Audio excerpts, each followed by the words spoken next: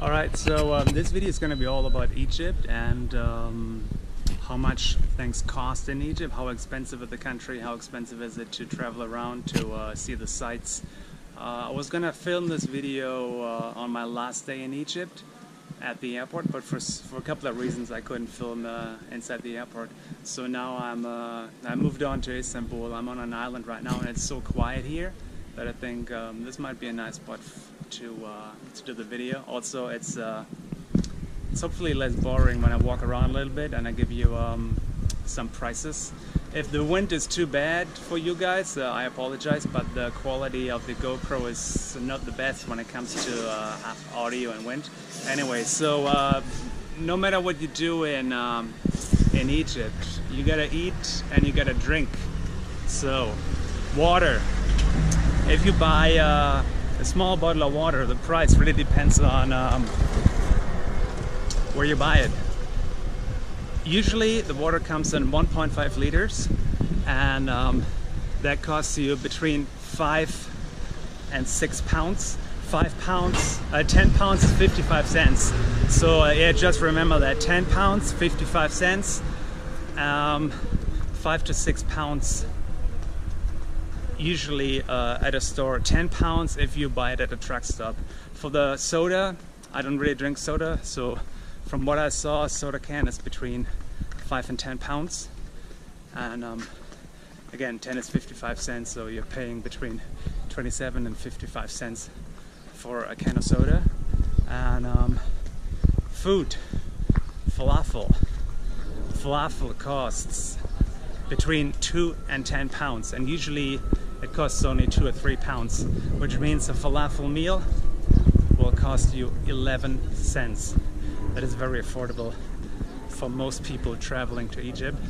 So yeah, fool is another dish that is like a bean dish, and it also comes in pita bread.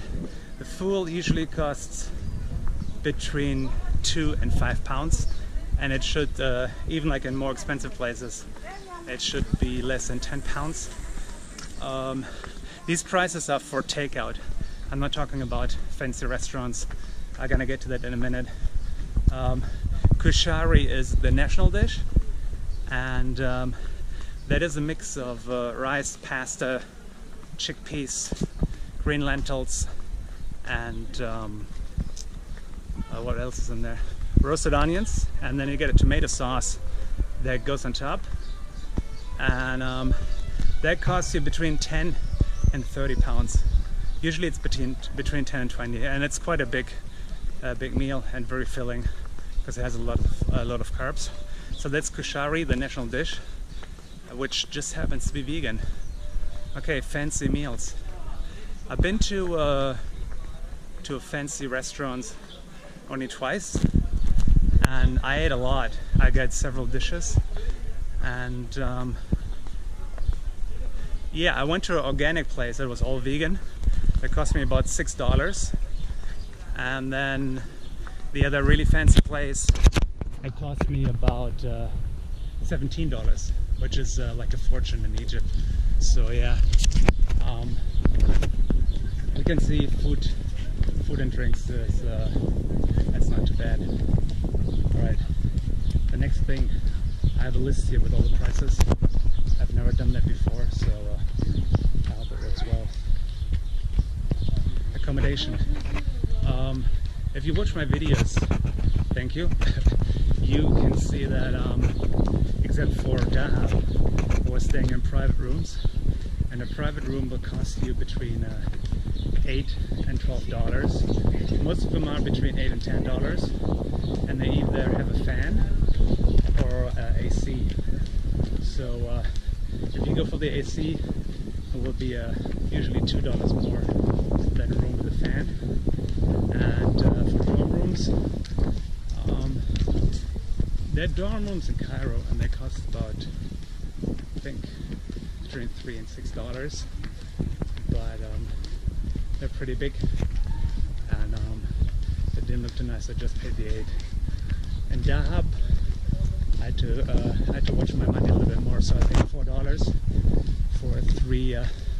three-bed dorm, and I was there for a week, and most of the time I was just there by myself. So yeah, $4 is not bad at all. So I just had to climb this hill, and I had to stop talking because you know, it's a steep hill. Anyway, so continue with the prices in Egypt. Transportation. There are several ways to get around, of course.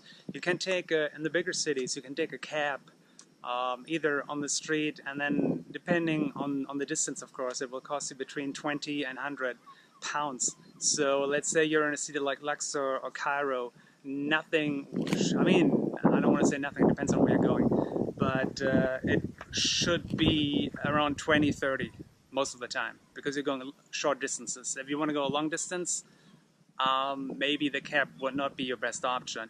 If you're going a long distance in a really big city like Cairo, it should still be under 100 pounds. Always agree on the price before you get into the cab, of course. Also in Cairo, and I think in Luxor as well, they have Uber now, and something else called Karim, which just works like Uber, but you can also pay in cash. You have the option of paying in cash. And just like anywhere else in the world, if you use Uber, usually, not always, but usually it's less hassle-free, you know, you don't have to argue about the price or anything, so that is good. Cairo has a subway, and the ticket costs between 3 and 5 pounds. That's I either paid 3 or 5. Maybe there's a ticket that costs more, but I wouldn't know about that, to be honest, because the most I ever paid was 5, and that was from Giza back to Tahrir Square. So the subway is very well organized. Also, most everything is in English. You see the Arabic script and then the English. And the newer train cars, they also announce the station in English. For women, there are special cars, so women-only cars, and there are also areas on the platform, I believe, where only women can wait. And the subway runs not 24 hours, but I believe until 11:30 p.m., but I'm not too sure about that, to be honest. Yeah, another option to get around in Egypt is the bus, and there are different companies, of course. The most common company for tourists and travelers to use is Go Bus and East Delta, because they go to the most like more popular destinations, and also the buses seem to be a little bit nicer. Having said that, the buses are not this good, and the prices are between, again, it depends. You know, I paid 45 pounds from Dahab to Sharm el Sheikh. That was like an hour and a half, and then from Luxor back to Cairo, I paid about 300 pounds, and that was more expensive than taking the train on the same route, but the train was booked. The trains are really good. I only booked first class AC, and going from Cairo to Aswan was 14 hours, and that cost me 235 pounds, which is about $13 for a 14-hour ride. And maybe the trains are a little bit worn, but they're not worse than Amtrak. So you get lots of leg room, and no one is bothering you. It's a pretty good deal. And for any other routes, maybe it's important to know that the train down south only goes along the Nile. So if you want to go west or just slightly west, you would have to take a bus. And also the train goes north of Cairo, but not east. So I think it goes to Suez, but it doesn't go to Sinai Peninsula at all. Book your train tickets far in advance if you can.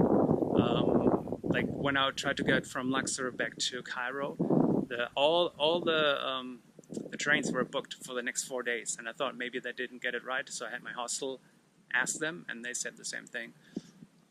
What else?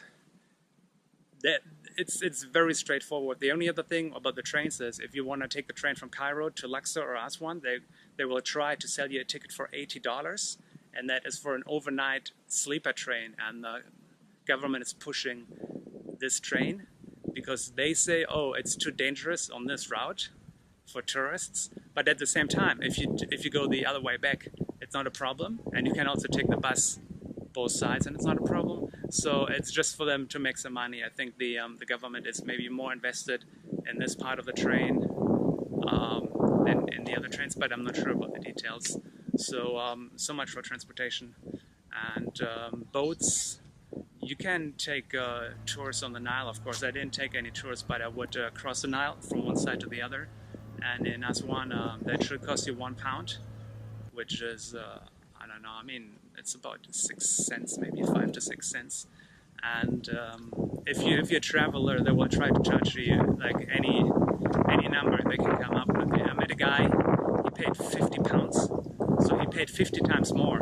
And if you would just, because the boat leaves when it is full, and if you don't want to wait, you can pay the guy £18, then you pay for the whole empty boat. So the guy paid almost 3 times as much as like an empty boat would have cost one single person.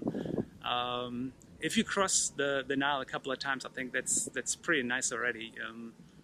So I cannot comment on the Nile cruises because I was not interested in spending 1, 2, or 3 days on the Nile, just like going down slowly. Okay, sites. Of course, you want to see and do stuff in Egypt. That's where you're coming for, usually. Let's start with the most popular, the pyramids of Giza in Cairo. It costs £120 to get in, and then I believe it costs $5 to get into one of the pyramids. I did not do that because you just get into one chamber. It's pretty small, and like all the paintings have disappeared, and it's also completely empty. So I just didn't do it. That will cost you about $5 extra. The step pyramid of Saqqara, that will cost you also £120, and you cannot get inside that pyramid. The Egyptian Museum is actually more expensive than the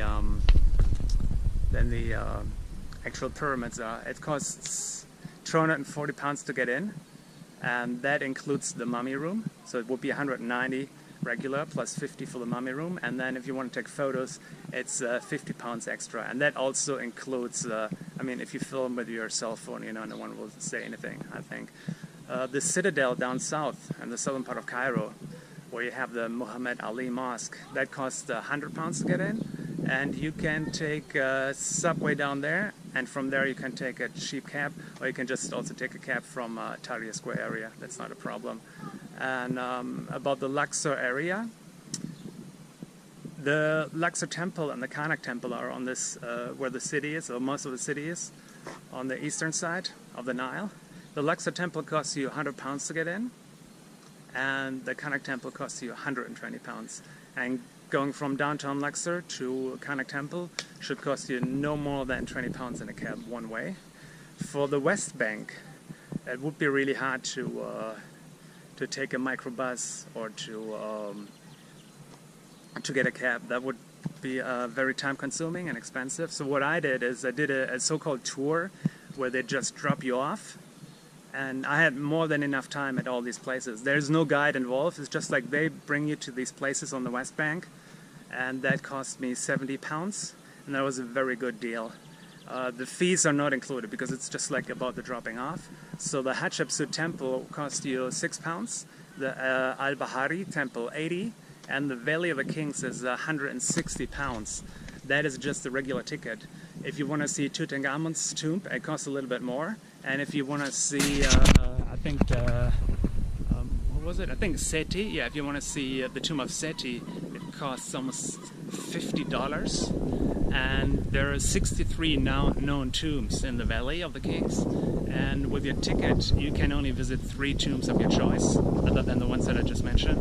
And so they're gonna clip your ticket 3 times, and if you want to take pictures, that costs you $15. I did not buy the ticket because I wasn't sure what I could take pictures of, or if I could film a little bit as well, so yeah, I didn't do that. And that's pretty much it for Luxor. I spent, how much time did I spend there? 2.5 days maybe? 3 days? So there's a lot of stuff to do, but you can do it all in, maybe even in 1 day if you wanna. Abu Simbel, further down south, I paid for the ride to get from Abu Simbel to Aswan. It takes 3.5 to 4 hours, and yeah, that was £320 to get down there and back.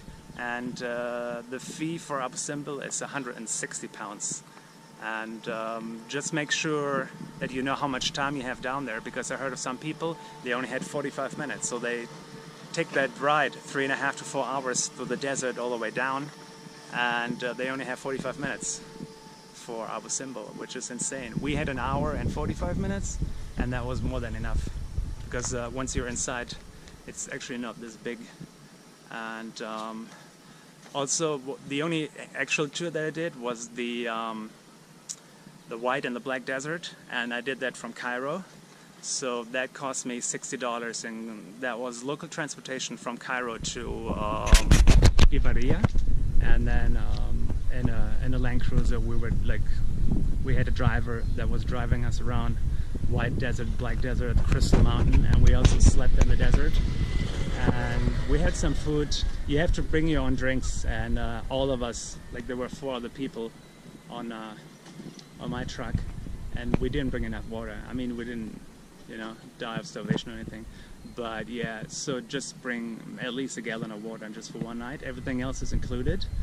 And if you want to do it yourself, or maybe if you're coming from the south and you're doing like an oasis tour by yourself, if you go to any of these places like Farafra, for example, it is possible to get your own driver, just ask around, and that would be $50. And then it's not per person, it's for the whole truck. So this much for prices.